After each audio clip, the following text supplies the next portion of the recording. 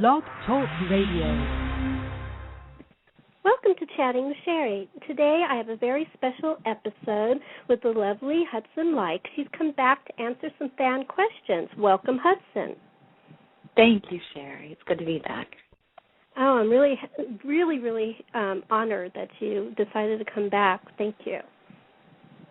My pleasure. We have several fan questions. I'm going to start with the first one on the list. More than a few fanfic writers have paired Callisto and Xena romantically. What are your thoughts on this? I'm not a fan of the pairing, but will admit there seems to be a love-hate vibe between Callisto and Xena. It's a good question. I think there's a lot of erotic energy between the two characters. There's definitely love and hate. And hate are so close sometimes. But I don't, when I was playing that particular character, I don't think it was a conscious thought that I want to be with Xena or sleep with Xena. I just wanted to harm her, and not even physically necessarily all the time. I wanted her to have the same pain that I had, which is, I think, what most people tend to do when they're hurt by somebody else. It was like an emotional game. Yeah, it's emotional. It's for some reason that we as human beings think if someone hurts us and we hurt them back, then it's equal. And in fact, it's insanity. It's just insanity. Like, it doesn't solve anything, and it just escalates because then the person gets hurt, and then they want to hurt back, and then the other person gets hurt, and they want to hurt back. But as far as the sexuality goes, which is, is a part of human nature, I think I'm innately a very sexual being, and so my own erotic energy is going to come out and meet somebody else's. And Lucy has a lot of erotic energy, so it was really fun to play off of. But it wasn't. There wasn't an undertext of, for me, that I wanted to be with her in any way. Just harm her. Just harm her as much as possible. There was, I think you said once, not you, Callisto said once, are you flirting with me? And I think that's what started a lot of the people. Really?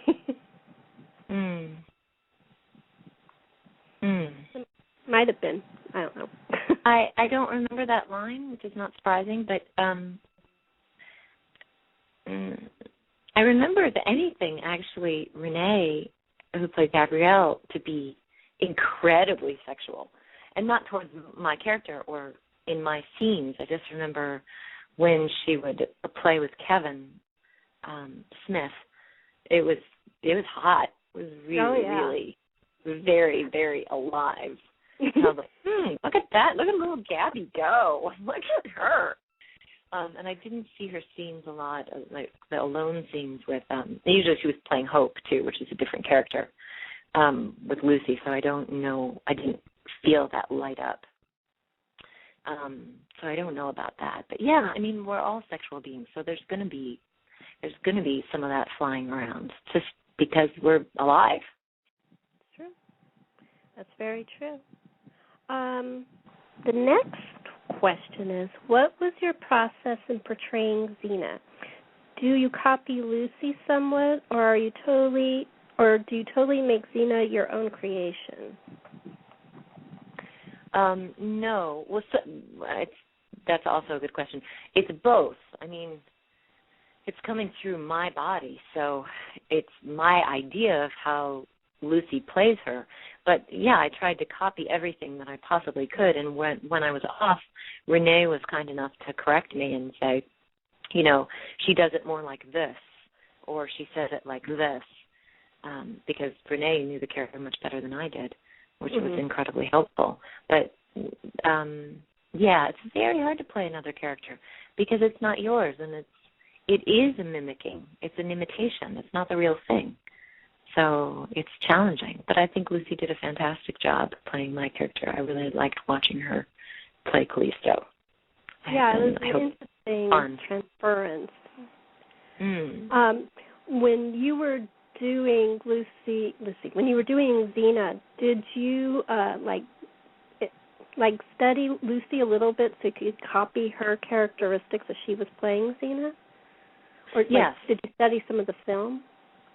I like the way you corrected yourself in saying when I was doing Lucy, and corrected it too when I was doing Xena, because I haven't done Lucy. Yeah, it's hard to do. So, was I? Yes, we both got together before she broke her hip, and we studied each other for a little while and tried to work out what the other did. But it wasn't like an incredibly long session. And then when she broke her hip and I got the episode to do a full episode of Xena, playing Xena, boy, that was so challenging. That's when Renee really stepped in and said, do it like this, try it like that. And you need all the help you can get playing another person's character, because, that's a sacred thing, playing someone else's character. They created that character. It's not your character. So it's tricky. You did a really good job. It was both episodes are really good. With you and Lucy playing Xena and Callisto, that was fascinating, but you playing Xena and doing that whole sort of looking through the castle and trying to and that whole scene, it was really well done. It's so interesting. Thank you for saying that. It was so, when I watched it, it was so boring. I was like, oh my God, I feel so bad for the people, because that's not fun for me. That is not fun. That was not fun. Yeah. Is it because she's so subtle? Xena is a very subtle character. Is that funny why? That you say subtle. I say stoic. You say subtle. Yes, my nature is definitely more snake-like and more wily, and I love the freedom of expression, and she's much more reserved. So to take all of my energy and to have it be reserved, it's not my favorite. It's not my favorite. You're just glad that you weren't stuck in each other's bodies for any more time. Yeah. It's over soon. Yeah. This is the next question. Could Callisto kick Alti's ass? How do you see Alti versus Callisto in terms of the great badass villains? Well, I have never seen Alti. I've never seen any episodes. It took me a couple of years to actually watch my episodes, so I would know what people were talking about when I would go to conventions. So I don't have any opinion about what made-up character can kick another made-up character's ass. Yeah, she was an evil sorceress who started Xena on her evil path. So after Caesar. Yes. I see. And she after Callisto went to heaven, she came more into the foreground. So that's why people are curious about it. Well, I couldn't tell you. I think whatever anyone comes up with is correct. Okay. So take your pick. Sounds good to me. Yeah. I don't think comparing, people love to do that, and in all shows, people love to compare the bad guys and say, who's the worst bad guy in Star Trek's Next Generation or in Burn Notice or whatever. I understand that, but I used to act when I was younger, and I just don't think it's fair to the actor to do it. It's just, I can understand wanting to do it when I really like a show. It's a fun fantasy. But as far as playing the character and not knowing the other character and never interacting with that other character, it's just a fantasy. And I'm not attached. Like I don't care. Like Callisto could lose, that would be okay with me. Like I don't know what to say to it. I can understand that. You actually answered this somewhat, but I'm going to ask it anyway. It says Callisto was a woman who was not sexual. True or false? Well, you just said she was. Well, no, I said my being is sexual. You were. Okay. I as a human being am sexual, so my erotic energy is going to come out when I play a character, even if the character is not necessarily overtly sexual. I have played characters that are overtly sexual, almost ridiculously comic bookly sexual. Callisto, in my mind, she's not about trying to hook somebody, hook up with somebody, like have a partner. That's really not her. That's not her thing. She doesn't even brush her hair. Like she's not. It just doesn't seem like something. She always has a bad hair day. Yeah, she always has a bad hair day, and I don't think she even, I don't think she even pleasures herself. I don't think that's like her pleasure is someone else's pain, which is another realm we could go into. And yes, I suppose that she has that sort of masochistic and sadistic side where even if she's hurt, there's some kind of aliveness that she feels if she feels physically hurt, but she also feels really alive when other people are harmed. But again, true masochist then, right? Yeah, she's a masochist. Yeah, she's a very sick little girl. Yeah, I mean, it was such a long time ago, but yeah, she's our delightful little sick girl. She had some problems. She had a couple of problems. Just a few. Okay, next question is, what does Hudson think of how Callisto's redemption was handled? What, if anything, would she have changed? And I'm curious to know how much of her own real-life self she channeled during these dynamic scenes. So, Rob actually called me himself, Rob Tappert, to ask me what he thought of the ending, and if I would do it, which is just, they're just phenomenal human beings as far as creativity and including other people in the creativity. And I thought it was brilliant. I thought it was really, really beautiful. I think that's like karma, and that's possible for all of us. Even the people who have done horrific things, we can all learn to forgive ourselves and to take different actions to serving humanity in a different way, making different choices, like connecting to a deeper sense of love. And I don't mean that like trite. I really actually believe that. So when he told me that, I thought it was stunning. I thought it was really stunning. Yeah, it was out there, especially the going into Zena's body. But there's something to me that's a possibility. Like, can you imagine if there is past lives? Like, if you've been really brutal to someone and you pass, then you're their child in the next life. Like, that's, I don't know. That is what's sort of supposed to happen, hilarious actually. To me. Yeah. Yeah. It seems sort of like just rewards of how to try to figure out, not to punish, but actually to figure out how to love and mend things. What did you think about you being reborn as Zena's child, Eve? Well, I didn't. That's what happened.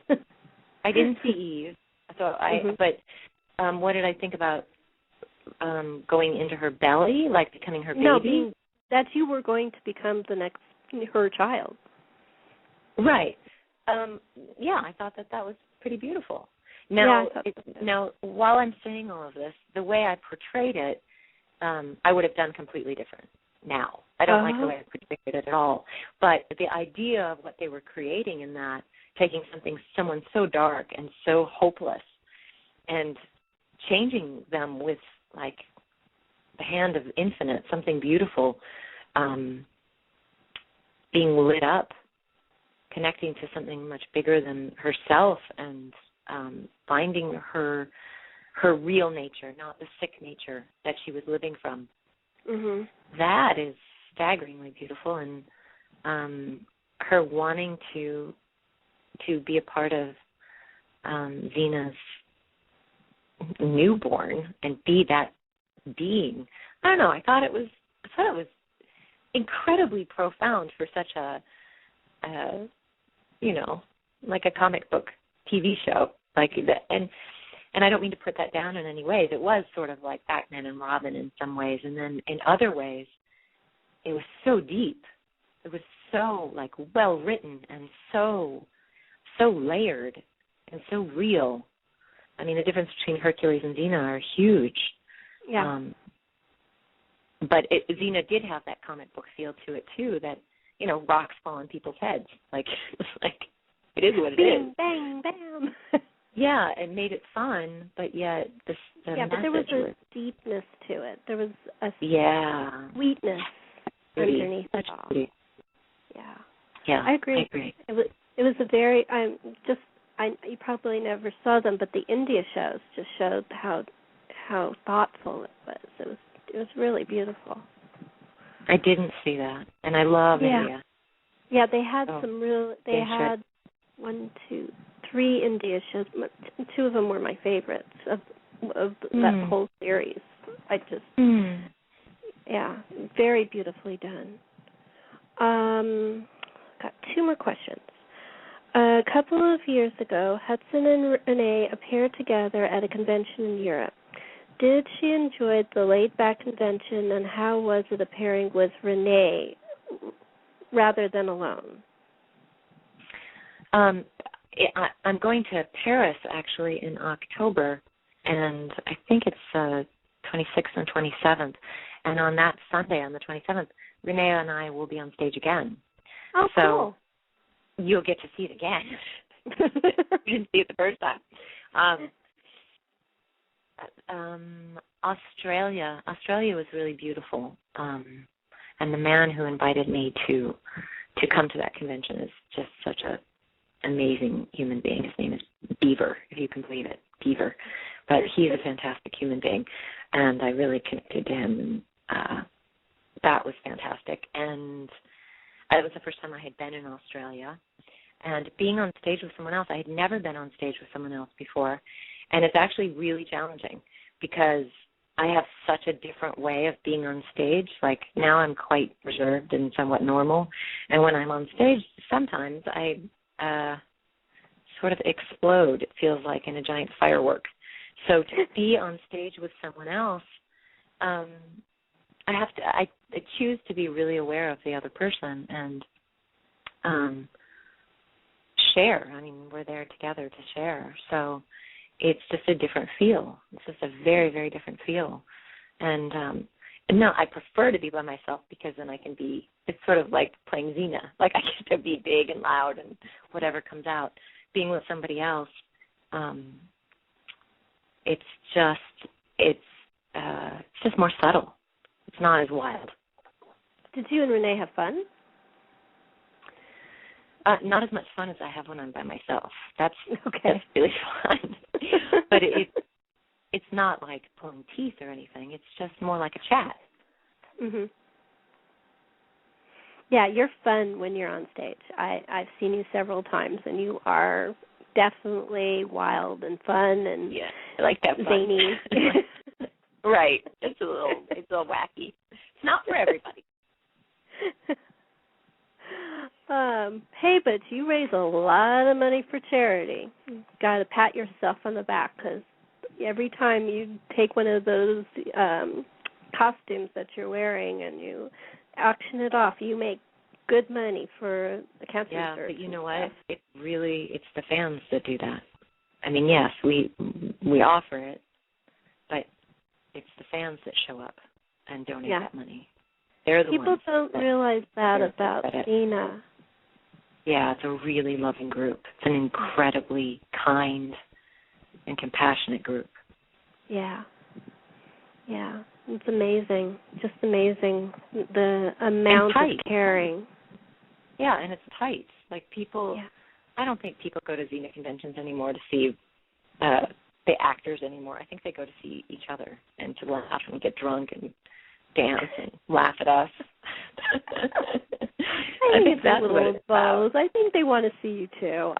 I hear a lot, and people they're disappointed if one person that they really love isn't going to show up that year. So they want you guys there too. Just so you know, you can pass it around to the other people. Okay. next question is, actually it's the last fan question. She said, I would like to know when and how she was introduced to yoga, and also I just saw a post about a retreat, I can't talk anymore, a retreat she is doing, and what kind of things happen during that. I got into yoga in New York City when I was 24, with an ex-boyfriend. He introduced me to yoga, and I loved it. It felt fantastic. The first time I ever took it, I got relaxed right afterwards, and I'd never known something where you do a bunch of exercises and then you feel so peaceful. And I was not accustomed to being peaceful, especially at that age.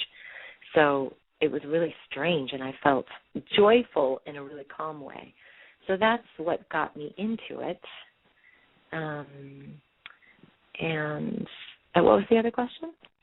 The other one was also, I just saw a post about a retreat she is doing and what kind of things happen during it. So we're doing a retreat in Idlewild, California next weekend. It's already booked. It's my first women's yoga retreat, which I'm really, really excited about. I'm so excited about doing an all-women's retreat.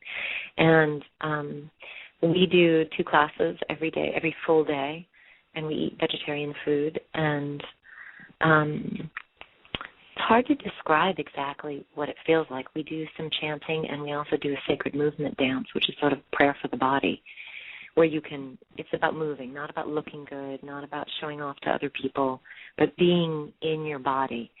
And the whole retreat, I'd say, the retreats that I give in general, they feel very safe and cohesive, and people always make deep friendships. And it's a place where people can really unwind. It's so safe. Like, a lot of people end up crying. And I'm not saying it's I make a bunch of people cry. That's sort of funny talking about Callisto, but it has nothing to do with me. But when people are feeling safe enough, especially when they're moving their bodies and they're breathing really deep, they'll start to release a lot of stuff that they no longer need, that they're holding on to, especially a lot of stress. It's a way to release that. And this is a really non-judgmental place where people get to experience themselves fully. And the people that typically are attracted to the retreats that I run are incredibly loving and non-judgmental as well. So it's really a group of, it's sort of like a really lovely camp for grown-ups where there's a lot of fun and a lot of laughter. And yes, we do move our bodies, but it's not militant, but it does feel good.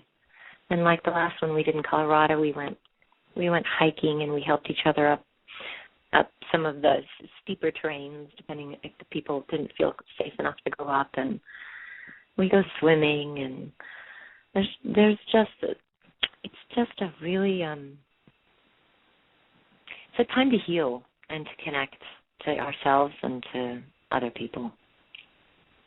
That sounds really beautiful. It is. It's really cool. I took a yoga class with you, and I just really enjoyed it. I think that you're a very good teacher. Thank you. Thank you for that. You're welcome. Would you like to talk about your other stuff through your organization, like the spiritual counseling? My other stuff? My stuff? Mm-hmm. Your stuff. I'm sorry. That was a very non-descriptive way of saying that. No, I like it. It's funny. I want to talk about my stuff. Oh, here's you my want to talk about your stuff? Yes, please. One of the things that we're planning on doing, probably after Christmas, maybe after the Xenon convention in LA, is we're really talking about doing another yoga retreat just for women, but doing it for heavier women. Because I get a lot of people are afraid to come to retreats, especially if they're heavier. They feel judged, they feel like they can't move their bodies, and that's just so not true. So my best friend, Anita, is heavy, and she came up with the idea. She's like, there's so many women that aren't getting this because of their fear of being seen doing yoga and in front of other people, and if they can't do it. So we're going to really cater a retreat for women who are heavier, so there's no shame or embarrassment. And it may come up. Of course it may come up for people. But so that they can feel safe enough to come and not be judged, not by themselves and certainly not by me. So that's what's in the horizon that I'm really excited about. And I'm starting up my spiritual counseling again. It's been about a year since I've been doing it, since I stopped doing it. Mm-hmm. And I'm starting it up again. We are taking down the website, the Hudson Leick website that's up now, and we are under construction for a new website. So if anyone is interested in doing the spiritual counseling, we're going to put up all the current information on the Hudson Leick fan page on Facebook, and that's where people can get all of the information for that. The other thing is, as I said before, I will be in France the 26th and 27th of October, and it's so beautiful there. So if you can come, do come. There will be a dance class. It's Prayer for the Body, again, that I will be facilitating, and another yoga class while I'm there. And that's all that's going on for now. Well, that's exciting, and you're very good at spiritual counseling because you've done it for me, and I'm very happy you're coming back to it. Thank you. Thank you, Sherri. You're welcome. We're almost out of time. We do have one caller. Let me see if she's still there. Caller, Hello, may I have your name and where you're calling from? My name is Tony. I'm calling from Rhode Island. And your question for Hudson? Tony.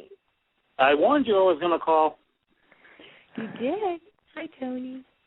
Hello. What's your question? Oh, no question. I just wanted to call and cause trouble. Oh. I've known Tony for a really, really long time. Tony came to the first yoga retreat we ever had. Isn't that right, No. Tony? Nope. No, I don't know when your first retreat was. No, it was like the third or fourth. My first retreat was Germantown, 2004. Oh. You had a couple of retreats before that. I remember the one I had with Anita literally at a camp with dancers, and you weren't at that one. But I was pretty sure you were at the Staten Island one, but you weren't there, huh? Nope, I've only been doing this for about 9 years. I know. Only 9 years. Yeah, it just seems longer when you're with me. Only 9 years. No, it doesn't. You know I totally adore you. I got to say, just for anybody who's listening, who's afraid of taking retreats, if I can do it, you can do it. Believe me, I was one of the most scared people my first retreat. I came very close to backing out at the last minute. I didn't know that. And you also were amazing at sharing. Like we have a circle where we begin and end with. And the beginning of the circle, you say your name and why you decided to come. And at the end, you just talk about your experience. And Tony would always, really say the most beautiful, profound, real things that he experienced and how he felt. Do you remember that? Oh, hell yeah. That's seared into my memory. Yeah, it was really, and it moved so many other people to get as honest as you were. And to get as deep as you were. It was you really affected the group in a positive way. Well, thank you very much. But I owe that to you. Oh, that's amazing. Sadly, we've come to the end of the half hour. I want to thank Hudson for coming back and answering all the questions. Thank you, Tony, for calling in.